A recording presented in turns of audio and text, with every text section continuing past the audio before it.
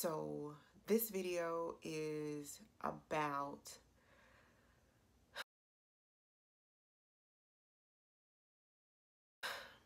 my friend died and I was working out when it happened. And I've carried that burden with me for so long. It's been 10 months since she died. And it's taking me about 9 months to be able to work out and not feel the guilt associated with it. So this video is probably going to be one of the most challenging videos that I'll probably ever do. I know I'll probably end this video in tears, which is why I didn't even bother to put on any makeup or try to put on any facades or anything.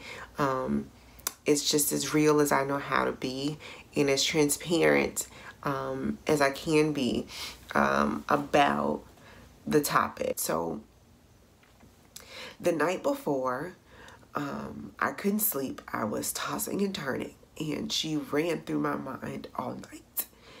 And I kept saying, I'll call her, but I gotta get some sleep because I gotta get up in the morning. So I'll call her on my way to work. Each time throughout the night that I would turn and she would come through my mind, that's what I would say. I'll call her in the morning on my way to work, which was normal for us. We talked all the time and at random hours. So that was fine. And I figured, she's probably up, but I'm tired. So I'll just get to her tomorrow.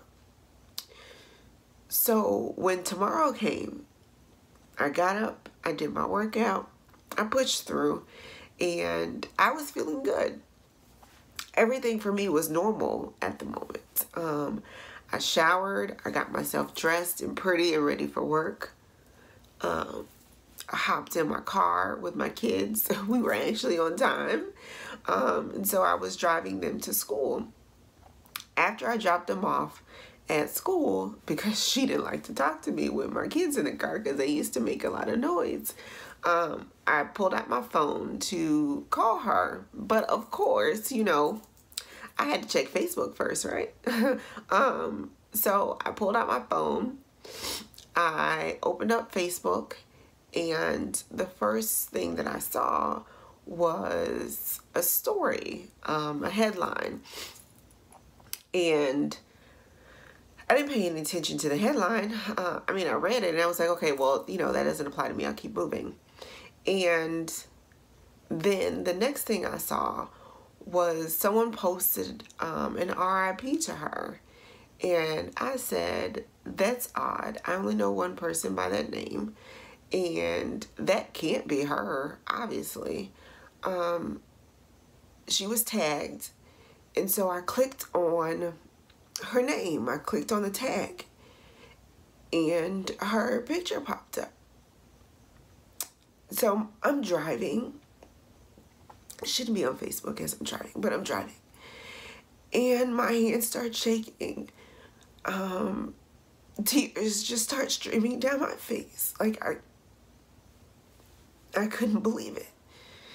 So I called my other best friend and I said, have you heard from friend today? Mind you, it's bright and early in the morning. I didn't ask any questions. I didn't greet her in any way. I scared the living crap out of her because I was so frantic. I didn't stop to ask her who was around, and her daughter was around, and I'll forever carry that guilt with me that I put that on her in front of her daughter. But so I said, have you talked to a friend this morning? And she said, no.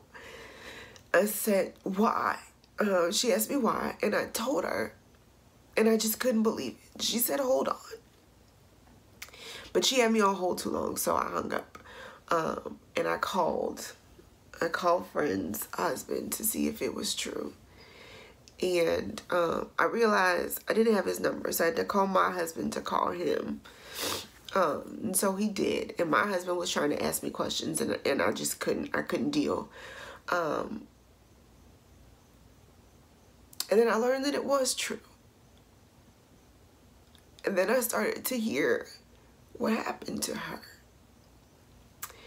And I started to hear the timeline of the things that happened to her. And immediately the guilt set in. Because while I was tossing and turning, she was struggling. And at the moments where I could have called her and I could have possibly changed an outcome for her, I was worried about working out. And I didn't call her because I had to get up in the morning. And then I learned that while I was working out, my friend was literally fighting for her life. She was in surgery. She was struggling. And she was fighting to live. And I was working out. And so from that moment, the moment that I heard about it, all I could do was eat. I never realized that I was an emotional eater until this happened.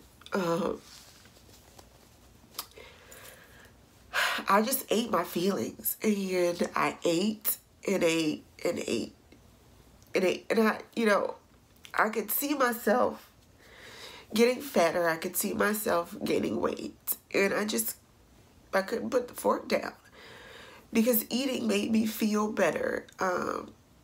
When I was eating, I wasn't thinking about her. I was thinking about how good the food tasted.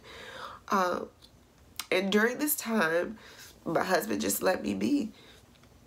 He just let me grieve how I needed to grieve. She was my best friend and had been my best friend for 15 years. And I did not know.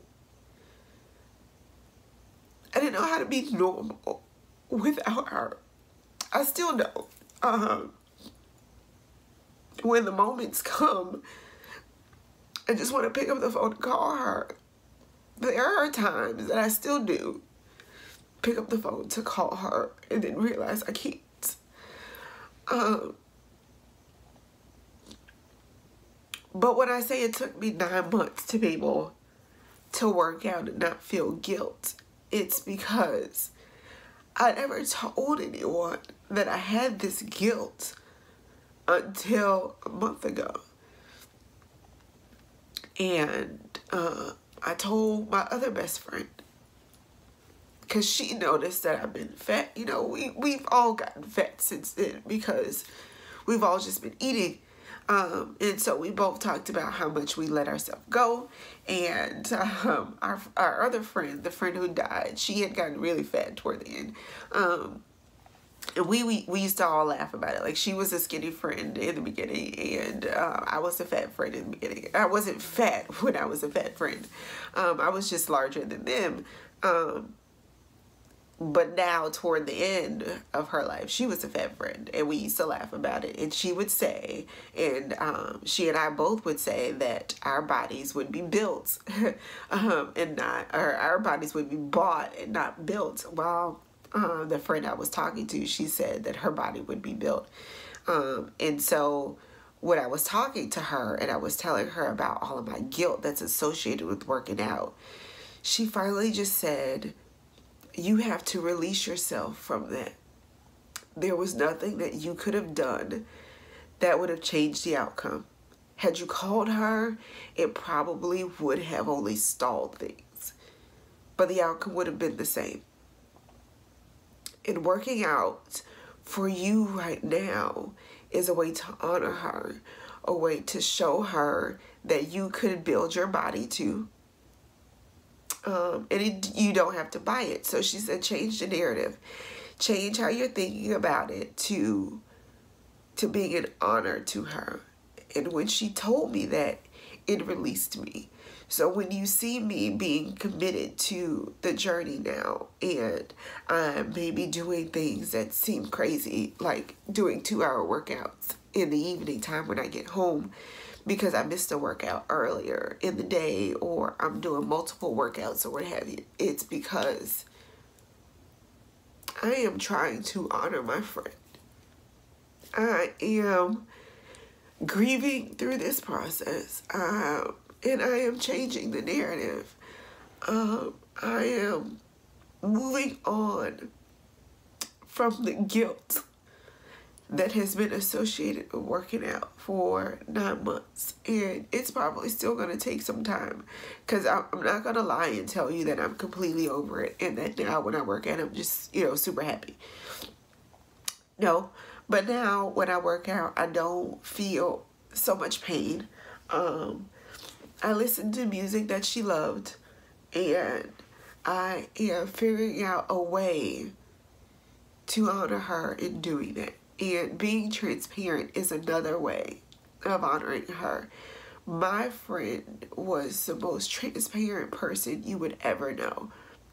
Like, you could be a stranger and she would tell you her whole life story, and you would be like, why is this girl telling me all her business? And that was just her way of showing you that you are not alone in whatever it is that you're going through. And she had no problem sharing her testimony at all. And I just want to honor her. And so this journey is for my friend. And I know she can't hear it, but I'll say it anyway. Friend, I love you. And I work out for you. And I hope that you are proud of me. So this is my story. This is how I ended up being as large as I am in those videos that you've seen before. This is what led to it. I just could not stop eating. And in the time frame of her dying, I had gained nearly 40 pounds. 40 pounds in 10 months. So I'm trying to lose it. I know it's going to take some time, but I'm working on it. So thanks for letting me share. Thanks for, just letting me get my other girl cry on. And but I appreciate it. So until next time, journey on.